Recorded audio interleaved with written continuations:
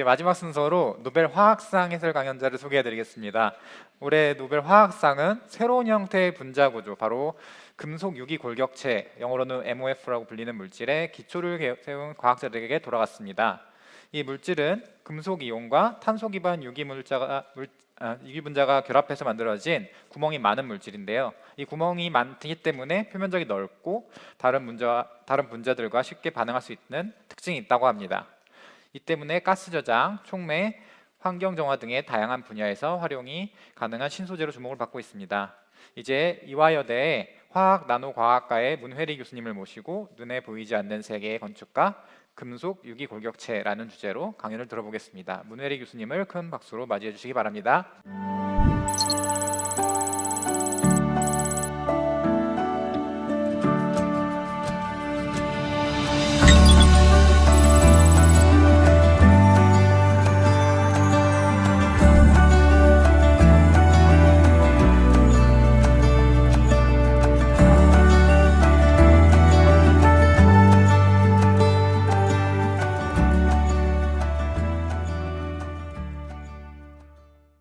네, 안녕하십니까. 저는 방금 소개받은 이화여자대학교 화학나노과학과의 문회리라고 합니다. 저는 오늘 올해 2025년 노벨 화학상을 수상한 그 연구에 대해서, 타이틀은 여기 보시듯이 눈에 보이지 않는 세계의 건축가, 금속 유기 골격체에 대해서 말씀을 드리고자 합니다. 아마 이미 좀 장시간 강의를 들으셔서 조금 지치시기도 할 텐데 주로 예쁜 구조에 대한 이미지로 많이 구성을 했으니까 조금만 더 힘을 내셔서 재밌게 들어주셨으면 좋겠습니다. 네, 올해 이제 수상하신 세 분의 교수님들이십니다. 이 세 분 교수님들이 이제 받은 공로는 여기 제목에서 보시는 것처럼 메탈 올게닉 프레임워크를 개발한 것, 이 공로를 이제 인정을 받아서 이렇게 일본의 수수무 기타카와 교수님, 그리고 호주의 리차드 럽슨 교수님, 그리고 미국의 오마리 아기 교수님, 이렇게 세 분이 이제 수상을 하시게 됐습니다. 이 이미지를 보시면 노벨상 그 위원회에서 그린 이런 카툰인데요. 메탈 올게닉 프레임워크의 구조와 그리고 기능에 대해서 이제 좀 쉽게 그린 그런 카툰이 되겠습니다. 여기 잘 보시면 이렇게 집 같은 이런 모양이 있죠. 2층 집이 있습니다. 2층 집에 방이 있고요. 이 방 안에 뭔가가 이렇게 들어가 있습니다. 보시면 결국은 이 2층 집 안에 들어가 있는 것들이 결국은 아마 그 특정 분자들을 그려준 것이라고 생각을 하고 있는데요. 그래서 노벨상 위원회에서 이제 이런 이제 새로운 공간, 화학을 위한 새로운 공간을 창조해냈다, 이걸 가지고 이제 상을 주게 되었고요. 여기 한번 그 노벨상 위원회에서 말한 것들을 얘기를 해보면, 그들이 만들어낸 구조체, 즉 금속 유기 골격체는 분자들이 자유롭게 드나들 수 있는 큰 동공, 비어있는 공간을 가진다. 이 구조체는 사막의 공기에서 물을 수확하고 오염된 물에서 유해물질을 제거하며 이산화탄소를 포집하거나 수소를 저장하는 데 활용되어 왔다라고 얘기를 했습니다. 그래서 제가 앞으로 한 20분에서 한 25분 정도 강의를 할 텐데 그 강의 이후에 이 내용이, 이 말들이 이해가 되시면 저는 성공한 강의가 되지 않을까 생각을 합니다. 그러면 시작하겠습니다. 금속 유기 골격체, 이제 영어로 보면 메탈 올게닉 프레임워크입니다. 그래서 앞 글자를 따서 MOF라고도 하고요. 그냥 줄여서 MOF라고 얘기를 합니다. 그럼 이 MOF는 뭐냐 하면 금속 이온과 유기 분자가 배위 결합으로 연결된 다공성 물질이라고 되어 있는데요. 굉장히 직관적인 이름입니다. 금속 유기 골격체가. 왜냐하면 금속 이온, 유기 분자가 만나서 골격체, 구멍을 가진 골격체, 어떤 구조체를 만들었다라는 건데요. 여기 설명에서 아마도 조금 이게 뭐야? 할 수 있는 부분이 아마 배위 결합이라고 생각이 듭니다. 여러분들이 결합의 종류들을 생각해 보면 공유 결합은 아마 좀 이렇게 들어보신 분들 많으실 테고요. 사실은 다 들어보셨습니다. 왜냐하면 이게 중학교 교과서에 나오기 때문에 반드시 들어보셨습니다. 시간이 지나서 좀 잊어먹으셨을 수도 있겠지만, 공유 결합은 뭐냐면 원자가 있을 때 두 원자 사이에 결합이 일어나야 분자가 만들어지게 되는데요. 이때 이 결합을 만들기 위해선 전자가 필요합니다. 어떤 전자를 쓰냐 하면 각 원자가 제일 바깥쪽에 가지고 있는 최외곽 전자, 기억나시죠?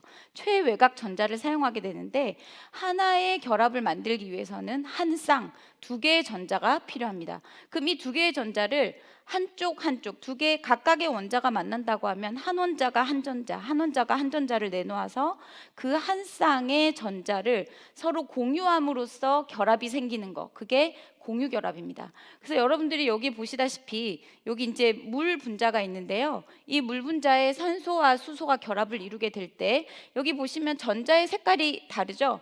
이 전자는 산소에서 왔고 이 전자는 수소에서 왔습니다.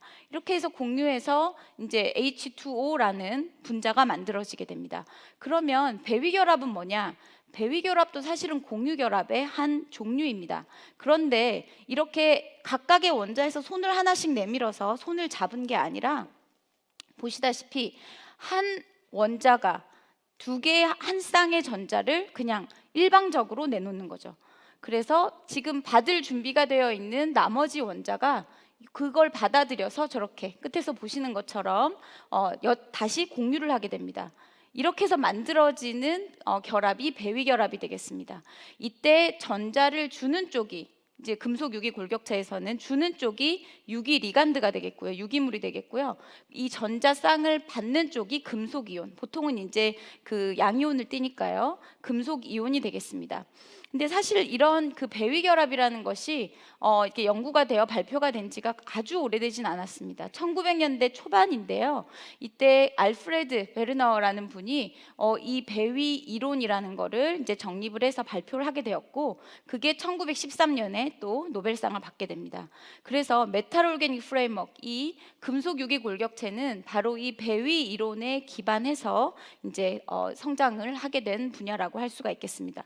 그러면 메탈 올게닉 프레임워크, 마프의 건축 원리를 이제 설명드리겠습니다. 뭔가를 합성을 할 때 왜 합성했다고 하지 건축했다고 얘기를 하나 하면, 앞서서 계속 말씀드린 대로 이건 마치 뭔가 건축물을 짓는 것과 같은 상황이기 때문입니다. 그래서 실제 논문에서도 그 합성이라는 표현에 신테시스라는 표현도 쓰지만, 상당히 많은 거의 대부분의 논문에서 컨스트럭션이라는 말을 많이 씁니다. 건축한다. 그리고 아키텍처링이라는 표현도 많이 쓰죠. 그래서 마프를 어떻게 건축을 하냐 원리를 보여드리면, 여기 이제 보시면 금속 이온이 있습니다. 아연 이온을 대표적으로 보여드리는데요. 금속 이온이 있고 말씀드린 유기 리간드가 있습니다. 여기 아세테이트입니다. 그럼 여기 빨갛게 표시한 이 산소 원자들이 배위를 할 수 있는 능력을 가지고 있고요. 두 개 반응을 시키면 저기 보시는 것처럼 여기 이제 화살표가 보일까요? 네, 보시는 것처럼 여기 금속들이 4개가 있고, 이것들을 요 아세테이트라는 리간드가 이제 아시겠죠? 배위 결합을 하게 됩니다. 그렇게 되면 넣어준 건 이런 이온 하나와 아세테이트, 리간드지만 얘네들이 이렇게 뭉쳐져서 이런 뭉치 화합물이 형성이 되게 됩니다. 좀 복잡해 보이는, 우리가 이거를 클러스터라고 얘기를 하는데요. 이거 클러스터를 보면 아세테이트는 한쪽 끝이, 반대쪽 끝은 지금 빨간색 옥시즌이 있어서 메탈을 잡을 수가 있지만 반대쪽 끝은 메틸 그룹입니다. CH3. 근데 얘는 배위할 수 있는 능력이 없는 아이예요. 그렇기 때문에 여기 보시는 것처럼 이 뭉치 화합물이 그냥 저렇게 공처럼 만들어지고 그냥 끝이 납니다. 더 이상 확장될 방법이 없는 거죠. 그러면 이제 아마 여러분들이 머릿속으로 생각해 보실 수 있을 겁니다. 이게 그냥 마치 하나의 벽돌 조각 같은 거라면 얘네들로 건물을 지으려면 어떤 기술을 부려야 될까? 리간드가 이런 게 아니고 어떤 걸 써야 얘네들이 0차원의 뭉치 클러스터가 아니라 3차원의 구조를 만들 수 있을까입니다. 그건 굉장히 간단합니다. 반대쪽에도 배위할 수 있는 사이트를 넣어주게 되면 얘네들이 이렇게 하나만 만들어지고 끝날 게 아니라 얘네들이 끝없이 확장되게 될 겁니다.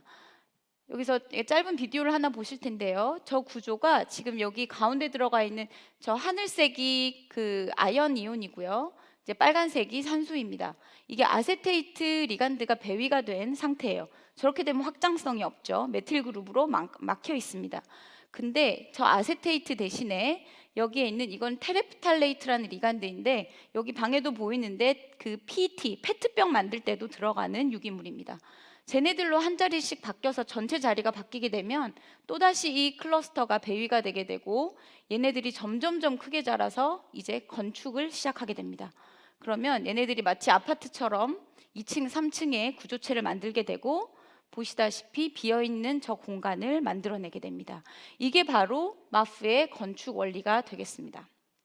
자, 그러면 이거 어떻게 합성하는지, 엄청난 장비를 이용해서 어렵게 만들어야 되는지, 아니면 우리가 그 원자 위치를 하나하나 배치해 가면서 만들어야 되는지 사실 상상이 잘 안 되시잖아요. 이걸 어떻게 만드냐 하면 사실 분자들은 너무너무 똑똑합니다. 그래서 여기에 보시면 정말 단순한 그냥 뭐 집에 있는 뭐 유리병으로도 합성할 수 있습니다. 사실 이런 유리병에다가 금속 이온과 유기 리간드를 녹입니다.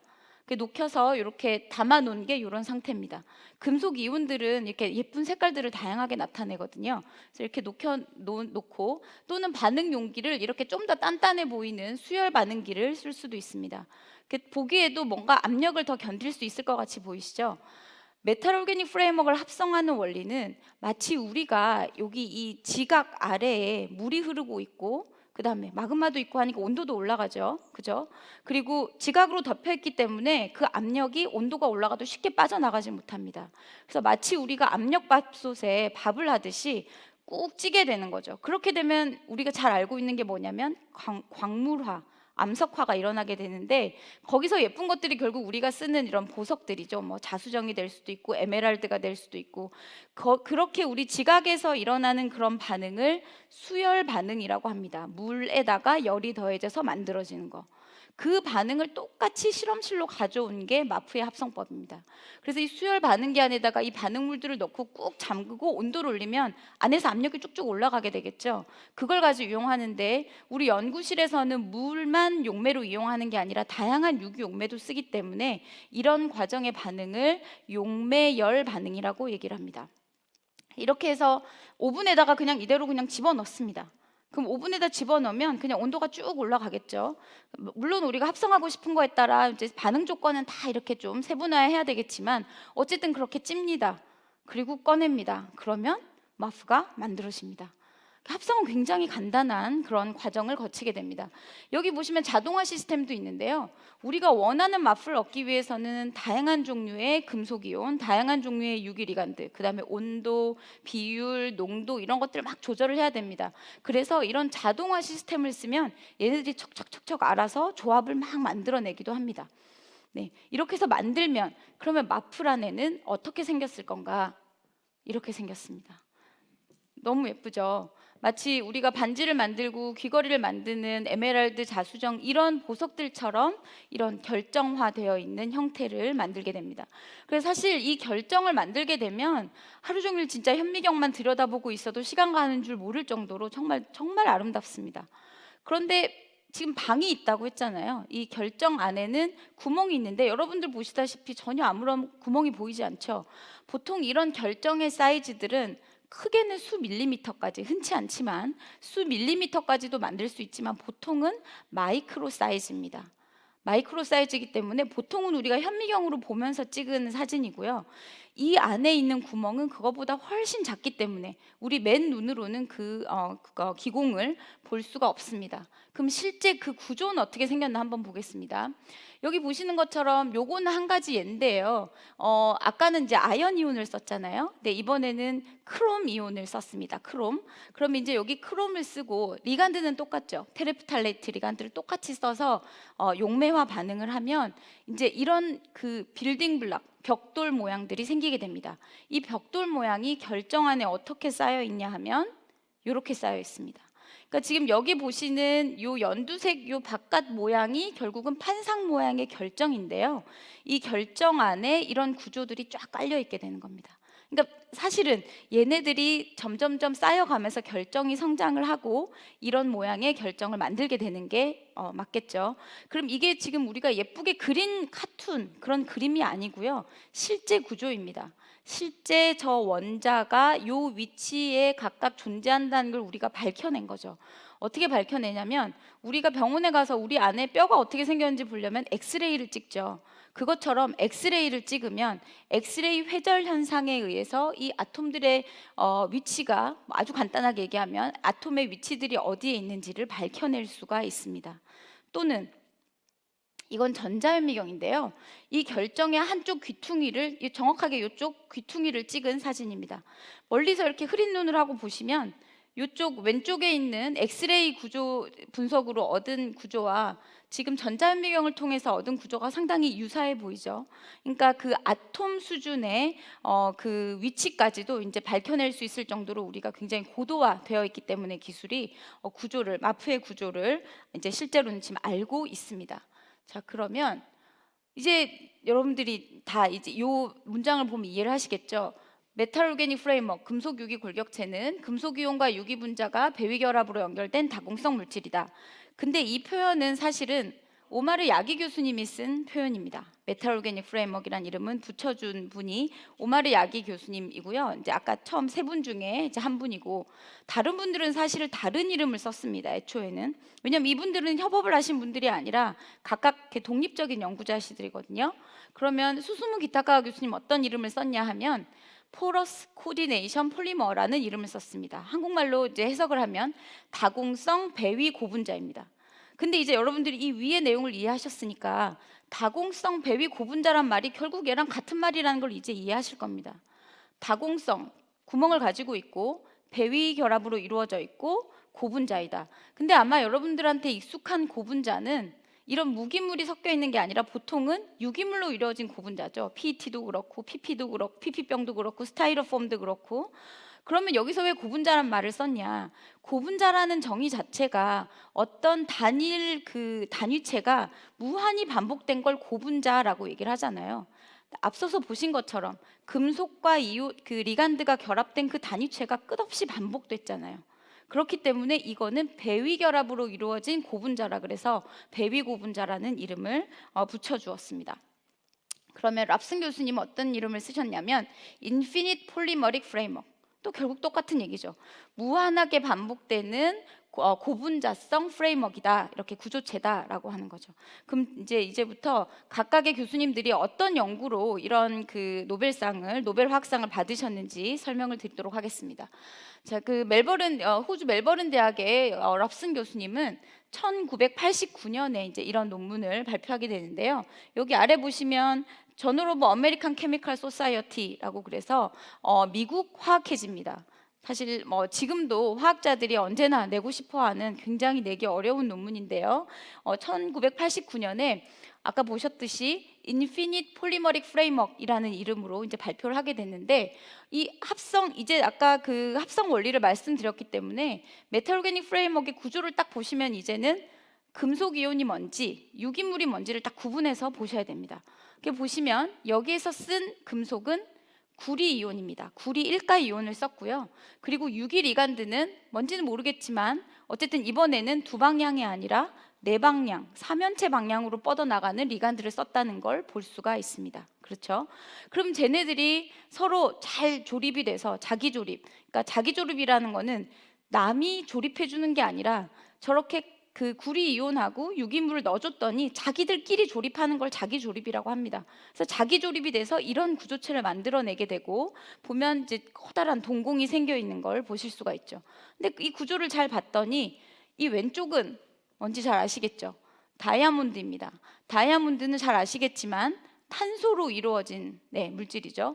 이 탄소로 이런 구조로 이루어져 있습니다. 이런 네트 형태로 이루어져 있는데 구조가 똑같이 생겼죠. 그래서 이 금속과 그 유기물로 만들었지만 이 다이아몬드랑 똑같은 구조를 가진다 그래서 이 구조 자체의 이름을 다이아몬도이드 넷이라고 이름을 붙여주기도 하였습니다. 자, 그다음에 야기 교수님의 업적인데요. 보시면 1995년에 마찬가지로 똑같은 논문, 내기 어려운 미국 화학회지에 발표한 논문입니다. 여기에서 이제 야기 교수님이 처음으로 메탈 오르게닉 프레임워크이라는 이름을 붙여준 그 논문이 되겠습니다. 그래서 사실은 마프가 노벨상을 받겠지라고 오랜 기간 좀 최근 수년 동안 얘기를 해왔지만 어쩔 수 없이 야기는 반드시 받는다라고 생각했던 게 야기가 마프란 이름을 붙여준 사람이기 때문에 마프가 노벨상을 받으면 야기는 반드시 포함된다 이렇게 생각을 하고 있었죠. 보시면 여기서 쓰여진 건 또다시 금속과 그 유기 리간드를 분리를 해서 보면 여기도 마찬가지로 구리 이온을 썼습니다. 그리고 유기 리간드는 잘 안 보이실 것 같아서 제가 따로 크게 그렸는데요. 너무 간단하게 생겼죠. 보시면 이제는 이제 산소가 아닌 질소도 배위를 할 수 있는 원자이기 때문에 요 질소가 붙어 있는 요 반쪽만 보면요. 여기 반쪽만 보면 요거를 피리딘이라고 얘기를 합니다. 이 피리딘이 등을 대고 두 개가 붙어 있는 바이피리딘 리간드입니다. 바이피리딘 리간드와 이 커퍼 이온을 또 자기 조립을 하게 되면 어떻게 했는지 이제 제목에 나와 있죠. 하이드로설말 신테시스. 수열 반응을 했다 되어 있습니다. 그래서 용매가 물이었겠죠. 논문을 안 봐도 이제 대충은 다 이해를 하시는 겁니다. 그래서 이제 물에다가 얘네들을 넣고 팍 끓였더니 이제 이런 구조가 만들어졌습니다. 근데 만들어 놓고 보니 굉장히 커다란 구멍이 생겨 있더라. 그렇죠? 그 라지 채널이 생겨 있더라라고 발표를 하게 됩니다. 이제 이때부터 야기 교수님은 정말 날아다니십니다. 여기 이제 네이처 1999년에 발표한 논문인데요. 이제 이 구조를 보시면 대충 아실 것 같은데 제가 처음 보여드렸던 그 구조 딱 그 구조입니다. 아까 비디오로 보여드렸던. 그러니까 아이언 이온과 리간드를 쫙 잘 그 조합을 시켰더니 저렇게 노란색 부분이 비어 있는 공간인데요. 저 비어 있는 공간들이 있는 저런 3차원의 멋진 구조체가 만들어지게 됩니다. 이것의 이름을 마프5라고 이름을 붙여줬습니다. 이 마프5는 지금까지 발표된 어떤 마프보다도 가장 유명하고 많이 연구된 마프가 되겠습니다. 자, 그러면 이런 마프가 왜 그렇게 중요하냐? 아까 전에 이제 처음에 소개시켜 주신 이제 진행자 분도 말씀하셨지만 표면적이 넓다 그랬습니다. 왜 표면적이 넓어지는지 한번 보면요. 자, 만약에 이거를 이제 그 정육면체 조각이라고 뭐 두부라고 생각하셔도 좋고 조각입니다. 그 한 모서리가 1cm, 1cm, 1cm입니다. 1cm인데 그렇게 되면 표면적은 쉽게 계산할 수 있듯이 6제곱센티미터가 될 거예요. 근데 이거를 이렇게 절반 이렇게 잘라보면 8조각이 나게 되겠죠. 그럼 8조각이 되게 되면 안쪽에 숨어서 없었던 표면적이 드러나게 됩니다. 그렇죠? 모서리의 길이는 반으로 줄었지만 안쪽에 가려져 있던 공간이 드러나게 되는 거죠. 그러면서 표면적이 2배로 늘어나게 됩니다. 이런 행위를 끝없이 반복하다 보면 이 한 모서리가 1나노미터까지도 내려갈 수 있게 되는 거죠. 그럼 이것들을 정말 뭐 이렇게 음식할 때 이렇게 좇는다 그러죠. 이렇게 막 좇아서 1나노미터까지 내려가게 되면 걔네들의 표면적을 다 합하면 어떻게 되냐? 6,000제곱미터가 되는 겁니다. 비교해 보시면 어마어마한 차이죠. 똑같은 재료를 가지고 막 쪼갰더니 저렇게 넓은 표면적이 나오게 됩니다. 그게 바로 이 마프5 또는 메탈 오르가닉 프레임워크가 넓은 표면적을 가지게 되는 이유입니다. 이게 지금 바깥으로 자른 거지만 이건 안쪽에서 방을 계속 만들었죠.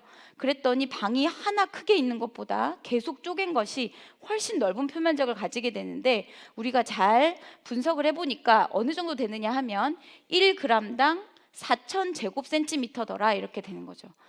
이게 이제 감이 오실지 모르겠는데, 마프가 노벨상을 받았다 그러고서 신문 기사가 막 나올 때 축구장 얘기가 많이 나왔습니다. 그 축구장 얘기가 왜 나왔냐면, 이런 축구장이 공식적인 경기를 치르기 위한 그 규정이 있죠. 그게 7,000제곱센티미터 정도라고 얘기를 합니다. 7,000제곱센티미터. 그럼 그 말은 뭐냐면, 이 마프5가 1g이면 4,000이죠. 그러면 2g이 못 되는 양만 가지고 있어도 그 표면적을 쫙 펼쳐놓으면 축구장, 경기장만큼 된다는 겁니다. 그러니까 1g, 2g이라는 거에 대한 감을 다시 한번 생각해 보시면, 1g은 물로 치면 1cc입니다. 1ml. 우리가 먹는 우유가 200cc잖아요. 작은 통이. 그거의 200분의 1만큼만 있어도 이런 넓이를 가질 수 있다. 표면적을 가질 수 있다. 그러니까 엄청난 거죠. 작은 부피에 엄청난 표면적을 가지고 있더라. 이렇게 얘기할 수 있습니다. 근데 이제 이게 우리가 앞서서도 이제 뭐 여러 구조를 보여드렸지만, 단지 이 리간드 집어넣고 이 메탈 집어넣고 그래서 막 부글부글 끓였더니 예쁜 결정 나왔고 이런 구조가 나왔네 라는 게 뭔가 사건처럼 일련의 그런 디자인되지 않은 사건이 되면 그건 아마 노벨상을 받지를 못했을 겁니다. 근데 이거를 이제 연구를 하고 나서 야기 교수님이나 뭐 럽슨 교수님이 발표를 하고 나서 얘네들이 굉장히 구조적으로 체계적으로 정리가 됩니다. 그게 망상화학이라고 합니다. 레티큘라 케미스트리라고 하는데요. 여기서의 망상, 레티큘라는 다른 뭐 망상이 아니라 그물망을 얘기하는 겁니다. 망의 형태로 되어 있는 화학이란 뜻입니다. 그래서 왜 이걸 그렇게 얘기하냐면, 아까 말씀드린 대로 금속 이온하고 유기 리간드가 서로 만나서 이런 구조체를 만들게 되는데, 그 각각을 빌딩 블럭, 벽돌, 빌딩 블럭이라고 얘기를 하죠. 이 빌딩 블럭을 강한 결합으로, 이제 이 결합의 이름도 아시죠? 배위 결합. 배위 결합을 통해서 서로를 연결시켜 놓아서 예측 가능한 어떤 네트워크 구조를 설계하고 합성하는 화학. 여기서 포인트는 설계입니다. 우리가 뭔가를 그냥 굉장히 우연히 만들어내게 되면 화학적으로는 별로 의미가 없어요. 만들어냈는데 결국 그게 설계 단계까지 넘어가서 인간이 그거를 조절할 수 있다라고까지 넘어가야 그게 유의미한 학문이 되는 것인데, 결국 정리하면 이렇게 되는 겁니다. 아까 구리 이온, 그 다음에 이제 한 방향의 두 가지의 배위 사이트를 가지는 거, 네 방향의 사이트를 가지는 거 얘기했는데, 그걸 쫙 정리를 하면 빌딩 블럭 하나는 저기에 2C, 3C 이렇게 적혀 있는 거에서 저기 C는 커넥션 포인트를 얘기하는 겁니다. 그래서 배위할 수 있는 사이트가 두 방향인 경우, 세 방향인 경우, 네 방향인 경우 이렇게 되어 있고요. 그다음에 네 방향인 경우도 쉐입이 하나가 아니죠. 스퀘어 플라나, 그냥 평면에 이렇게 딱 네 방향으로 갈 수도 있고, 저렇게 사면체 방향으로 뻗어나갈 수도 있고, 완전히 다른 구조를 만들어내겠죠. 쫙 그렇게 돼 있고, 나머지 하나의 빌딩 블럭도 이제 그런 조합이 됩니다. 그러면 얘네들이 2 더하기 3은 4 더하기 3은 이렇게 이제 시스테매틱하게 서로 조합을 시켜볼 수가 있는 거죠. 그래서 아까 전에 럽슨 교수님이 합성한 게 다이아몬도이드 넷이라고 말씀드렸잖아요. 그게 이제 다이아라는 이름으로, 여기 어디 있어야 되는데요. 여기 있습니다. 아까 이 다이아몬도이드 넷, 여기 다이아라는 이름으로 들어가게 되는 거죠. 이거는 두 방향과 네 방향의 빌딩 블락이 서로 조합이 되면 이렇게 다이아몬도이드 넷이 만들어져라는 이런 시스테매틱한 구조적인 학문으로 다시 정립이 되게 됩니다. 이렇게 되지 않았다면 저는 마프가 노벨상을 받기 힘들었을 거라고 생각하는데요. 여기에 이렇게 기여를 하신 분이 마이클 오키프라는 교수님이십니다. 이분이 이제 야기가 연구를 시작하고 조금 후에 초창기에 거의 모든 논문에 마이클 오키프 교수님이 논문에 이름이 들어가 계십니다. 이분은 원래 물리학자신데요. 이분이 이런 구조들을 예쁘게 합성된 구조들을 수학적인 위상학으로 풀면서 이렇게 재정립을 한 겁니다. 마치 이 마프의 설계도를 그려준 그런 분이 된다고 할 수가 있겠습니다. 그래서 어떤 노벨상도 마찬가지겠지만 그 노벨상을 받은 그 세 분만이 역할을 한 게 아니라 주변의 모든 화학자들이 함께 조력을 했기 때문에 이 분야가 노벨상을 받을 수 있게 되는 겁니다. 그럼 메탈 오르가닉 프레임워크에서 너무 중요한 점 뭐가 되냐면 구조를 하나 만들 수 있어, 두 개 만들 수 있어가 아니라 우리가 어떤 빌딩 블락을 가져와서 조합을 시키는지에 따라서 무수하게 많은 재밌는 구조들을 만들어낼 수 있다는 거죠. 현재까지 이미 10만 개가 넘게 만들어져 있습니다. 넓게 보면 한 14만 개 이렇게 만들어졌다고도 얘기를 하는데요. 빌딩 블럭이 금속 쪽에서도 이렇게 다양하게 만들 수 있고요. 당연히 실제 존재하는 금속 클러스터의 절반도 나와 있지 않지만 이렇게 다양한, 그리고 유기 리간드도 저렇게 다양한 2방향, 3방향, 4방향, 8방향, 12방향 이렇게 두 가지를 조합을 하면 10만 개, 14만 개의 새로운 구조의 메탈 오르가닉 프레임워크를 합성을 할 수가 있습니다. 그래서 이제 야기 교수님이 이걸 점점점 확장을 시켜가는데요. 2002년 사이언스에 나온 논문입니다. 여기에 보면 아까 전에 이제 이미 말씀드린 테레프탈레이트는 이제 아마 여러분들 눈에 상당히 익숙해졌을 것 같은데요. 테레프탈레이트와 아연 이온을 가지고 이제 합성한 게 마프5입니다. 첫 번째 보시는. 근데 이 구조에 길이는 똑같죠. 위에 쭉 나와 있는 리간드들을 보시면 길이는 똑같은데 뭔가가 팔이 붙어 있습니다. 지금 여기 보시면 여기 보시면 이렇게 기능화를 시킬 수 있는 거죠. 리간드에 저것들을 붙이기 시작하면 이 기공이 지금 현재는 표시는 안 했지만 여기에 수소가 붙어 있는 거거든요. 근데 수소 대신에 브롬도 붙일 수가 있고 저렇게 팔이 길다란 알킬 체인도 붙일 수가 있고, 근데 이게 왜 중요하냐면 우리가 얘네들의 목적성을, 이 방에 누구를 넣고 싶은지를 우리가 결정할 수 있다는 거죠. 여기에 만약에 아민 그룹을 붙이면 아민이 좋아하는 이산화탄소만 선택적으로 흡착을 한다든지, 여기에 또 무슨 사이트를 붙이면 산소만 저장을 하겠다든지, 뭔가 선택성을 부여할 수 있는 그런 좋은 디자인이 되게 되겠습니다. 그리고 저쪽으로 넘어가게 되면 리간드가 똑같은 방향성을 가지는데 점점 길어지고 있죠. 길어지는데 구조는 똑같습니다. 기공 크기만 커질 뿐이죠.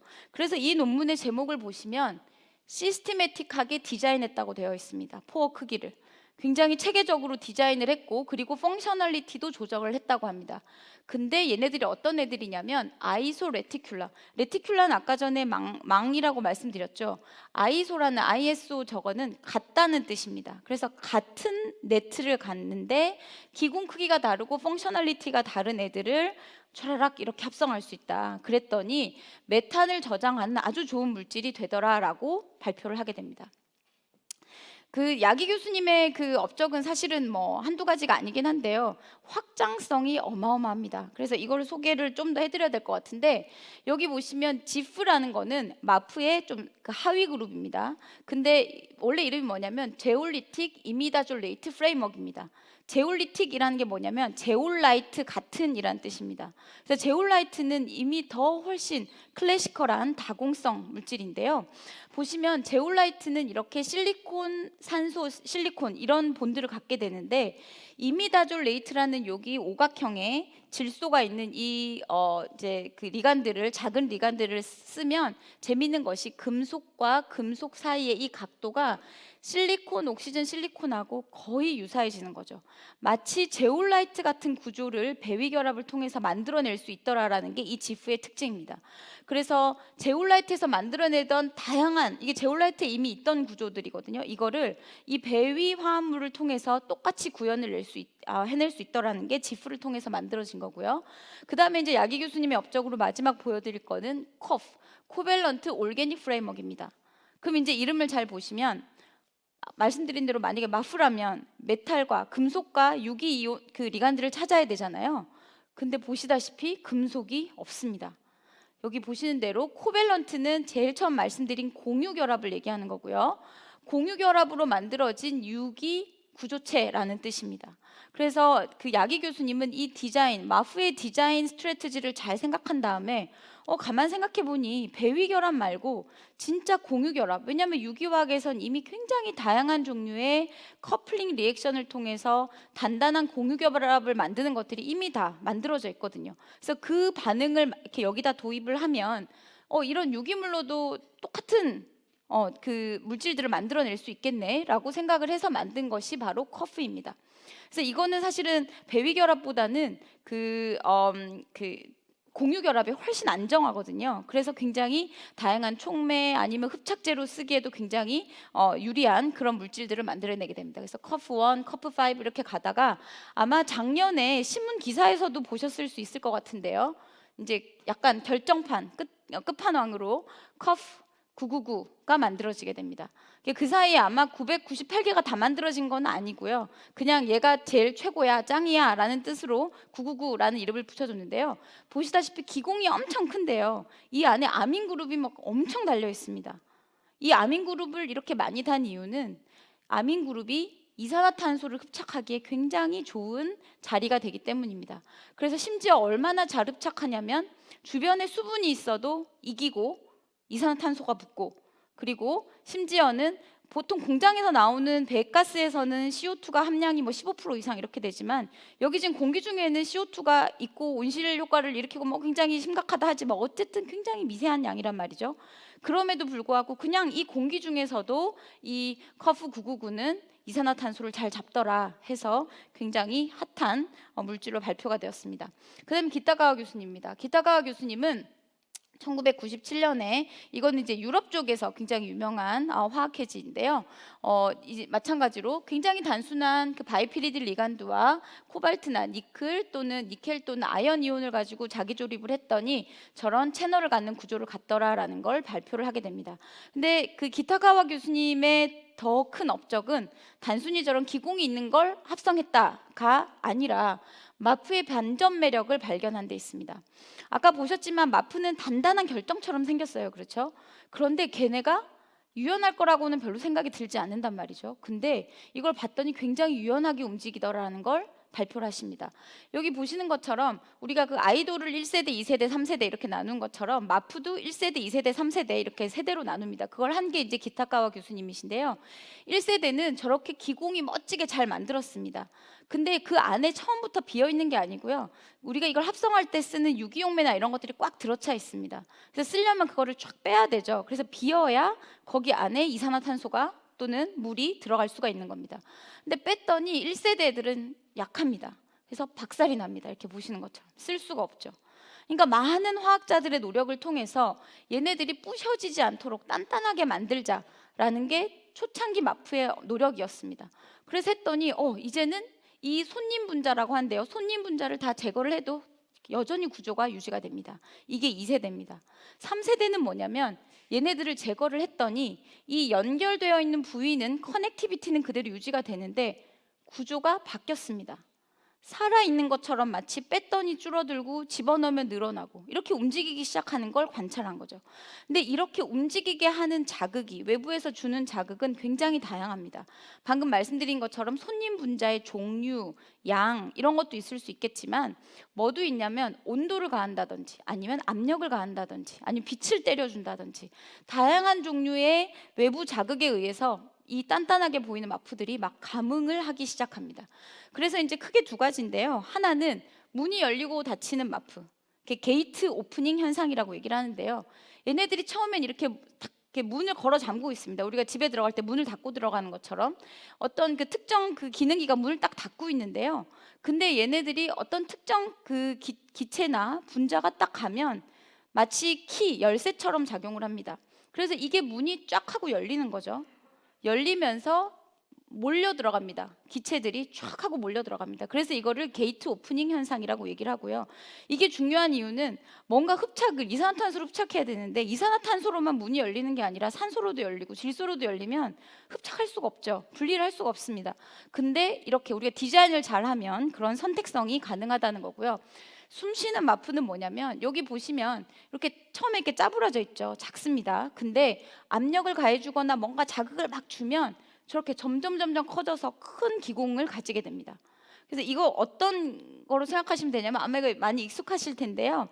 우리 음식점 가면 이렇게 옷걸이잖아요. 근데 여러분들이 이걸 주문할 때 집으로 올 때 저렇게 열어서 배송하지 않겠죠. 닫힌 채로 배송하겠죠. 저거를 펼치면 저렇게 다이아몬드 구멍이 넓어지게 될 겁니다. 똑같은 현상입니다. 그 기작처럼 마치 우리가 팔을 움직일 때 관절이 움직이는 것처럼 저 조인트 부분이 움직이면서 이 기공이 움직이게 됩니다. 근데 이 현상이 마치 우리가 사람이 숨을 쉴 때 이렇게 숨을 뱉을 때는 횡격막이 올라가면서 폐의 부피가 줄어들면서 공기가 밖으로 나가고 숨을 들이쉬면 다시 폐의 부피가 늘어나게 되는 그 현상과 똑같습니다. 그래서 이 현상을 브리딩이라고 얘기를 합니다. 그래서 여기서 한 분 꼭 소개시켜드리고 싶은 분이 제라드 퍼레이라는 프랑스 교수님이신데요. 이분은 애석하게도 2017년에 돌아가셨습니다. 이분은 이런 숨쉬는 마프에 대한 연구를 굉장히 많이 하셨고요. 사실 마프5가 굉장히 유명한 마프이지만 실은 굉장히 여린 아이입니다. 그래서 우리나라에서 실험을 하면 여름에는 실험을 할 수가 없을 정도입니다. 습도가 높으면 얘가 어느새 죽어 있습니다. 그런데 이분은 굉장한 그런 여러 가지 디자인을 집어넣어서 상온에서는 뭐 당연하고 그다음에 산에서도 뭐 염기에서도 뭐 가열을 해도 안정한 그런 마프들을 개발해서 실제 상용화에 굉장한 그 기여를 하신 분인데 돌아가셨습니다. 그래서 만약 이분이 살아계셨다면 지금 세 분의 조합이 여전히 같을까라고 생각하면 저는 혹시 달라질 수도 있지 않았을까라는 생각을 하게 됩니다. 이런 마푸드가 이미 여러 번 이렇게 말씀드렸지만 다양한 기능성을 가지고 있어서 물을 수확하기도 하고요. 사실 우리나라에서 물을 수확할 필요는 없죠.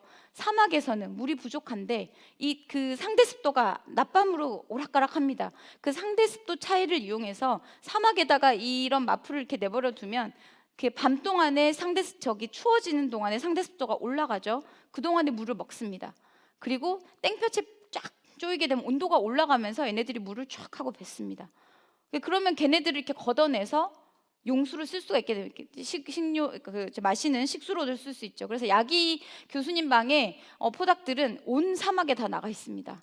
네, 데스밸리도 가 있고요. 그래서 아마 여러분들이 구글에 마프 워터 하베스팅, 물 수확이라고 치시면 그 방 포닥들이 어느 사막에서 물을 채취해서 마시고 있는 모습들이 동영상으로 올라와 있을 겁니다. 야기 교수님은 아직 마시진 않으셨습니다. 네. 그래서 이제 다양한 촉매, 가스 저장, 물 정화, 그다음에 뭐 히토류 금속 채굴, 뭐 이산화탄소 흡착, 수소 저장 다양한 일들을 이 공간을 이용해서 할 수가 있고요. 특히 지금 만약에 마프를 가지고 상용화에 가장 가까운 그 응용이 뭐냐라고 물어보신다면 이산화탄소 흡착, 그 중에서도 여기 칼프 20은 노벨상 받은 이 세 분이 합성한 건 아니고요. 캘거리 대학에 있는 조지 시마츠라는 교수님, 일본계 캐나다 교수님이신데 그분이 합성한 걸로 이미 이제 막 공장이 돌아가고 있는 걸로 알고 있습니다. 이런 일들이 벌어지고 있고요. 마프의 미래는 뭐 노벨상을 받았으면 끝이냐? 그렇지 않습니다. 아까 말씀드린 1세대, 2세대, 3세대, 우리도 아이돌이 지금 5세대까지 나왔는데 4세대까지 나왔습니다. 마프도. 이 마프가 4세대는 뭐냐면 보시다시피 아까 보셨던 건 단단한 마프였습니다. 결정. 그 다음에 단단한데 유연한 걸 말씀드렸습니다. 이제 4세대는 얘네들이 물처럼 흐느적거릴 수 있습니다. 가열을 하면 성질은 비슷하게 유지하면서 녹는 리퀴드 마프가 될 수도 있고 얘네들을 다시 굳히면 아주 기능성의 글래스를 만들 수도 있습니다. 그래서 어쩌면 멀지 않은 미래에 유리창이 이렇게 있는데 걔가 문을 우리가 열고 환기를 시키지 않아도 깨끗한 산소는 들여보내고 이산화탄소나 지저분한 오염물질들을 막아주고 하는 그런 스마트한 윈도우가 나올 날이 멀지 않을 거라고 생각을 합니다. 그래서 이번 2025년 노벨 화학상은 이 세 분들이 이런 새로운 공간 창조의 분자를 가지고 만들어내는 공간 창조로 노벨상을 받으셨고요. 마지막 페이지입니다. 2023년에 노벨 심포지움이라는 것이 스웨덴에서 있었습니다. 사실 노벨상을 받기까지는 약간의 조짐이 있거든요. 그래서 이거는 스웨덴 왕립학회에서 이제 주관한 거였습니다. 그래서 전 세계에 한 30명만 딱 스피커를 뽑습니다. 연구자를 뽑아서 이제 여기 보시는 것처럼 알프레드 노벨의 생가에다가 이제 딱 3박 4일을 가둬놓다시피 하고 의논해, 얘기해. 이때까지 마프가 어떤 연구를 했고 앞으로 어디로 가야겠어? 라는 거를 디스커션 하라고 모아놓습니다. 굉장히 운이 좋게 저도 그 중에 한 명으로 가서 자, 이렇게 되어 있습니다. 네, 그래서 30명은 발표자, 그리고 한 30명 정도는 옵저버라 그래서 청중으로 오게 됩니다. 이렇게 60명 정도가 이 노벨 생가에 모여가지고 이렇게 하는데, 여기 보시는 것처럼 가운데 여기 두 분이, 여기가 그 야기 교수님, 그리고 이분이 기타가 교수님이십니다. 그리고 저는 여기에 있습니다. 네. 근데 이때 이제 저희가 이 사진을 찍으면서도 아마 솔베이 회의 사진 기억하시는 분들 많을 거예요.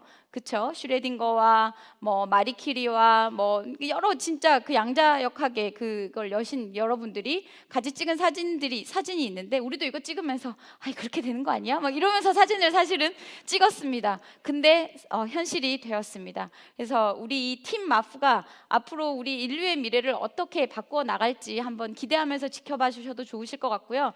여기 있는 학생들도 팀 마프에 조인하시기를 부탁드립니다. 감사합니다.